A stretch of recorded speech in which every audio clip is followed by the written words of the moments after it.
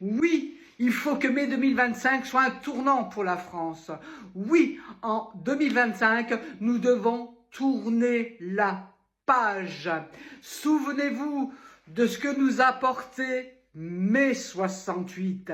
Bien sûr, c'était une autre époque, mais souvenez-vous, mai 68 a apporté les accords de Grenelle, la dissolution de l'Assemblée nationale, le référendum sur la réforme du Sénat, la régionalisation.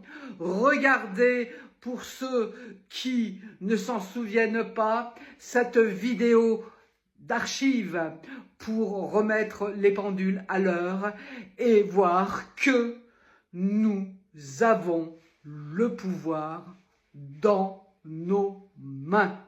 Nous représentons une force incontournable. Regardez et surtout vos réactions. À plus tard.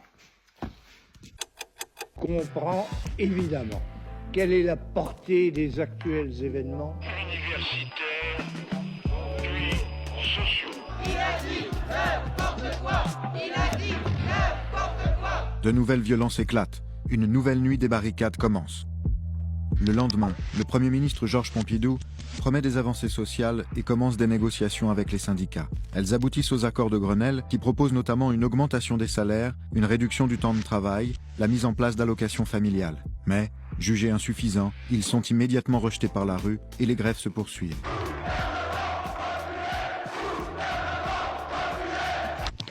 Le 30 mai, le général de Gaulle préside un conseil des ministres puis fait connaître sa décision à la radio. Dans les circonstances présentes, je ne me retirerai pas. Je dissous aujourd'hui l'Assemblée nationale. Dans la soirée, une foule de 500 000 personnes se rassemble sur les Champs-Élysées pour lui témoigner son soutien. Inquiets de la violence et de l'agitation dans le pays, ces Français s'en remettent à lui.